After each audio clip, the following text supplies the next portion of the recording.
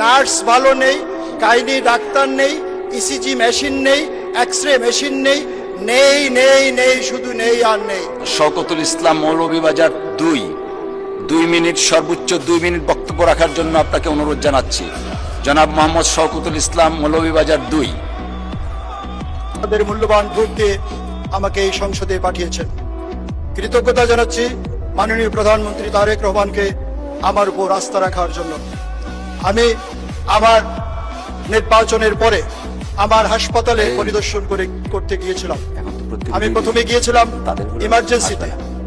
Emergency যে একটা শব্দ, সেই শব্দটা আমি হাসপাতাল ইমার্জেন্সি রুমে গিয়ে সেই শব্দটা কি বলবো, সেই শব্দটা যে এত বেমানান সেখানে, সেটা আমি কল্পনাও করতে পারি। আমার এলাকার কথা ছিল 50 শয্যা বিশিষ্ট হাসপাতাল, কিন্তু বাস্তবে 31 সদস্য বিশিষ্ট হাসপাতাল। আমার দরকার কমপক্ষে 250 শয্যা বিশিষ্ট হাসপাতাল। রোগীরা মাটিতে ম্যাট্রেসে যেখানে পারে সেখানেই ঘুমাচ্ছে। তাদের যে অবস্থা, সেই অবস্থা আমি বর্ণনা করতে পারবো না। এখানে কোনো টেকনিশিয়ান নেই, অ্যাম্বুলেন্স নেই, কোনো নার্স ভালো নেই, গাইনি ডাক্তার নেই, ইসিজি মেশিন নেই, এক্সরে মেশিন নেই, নেই নেই নেই, শুধু নেই আর নেই।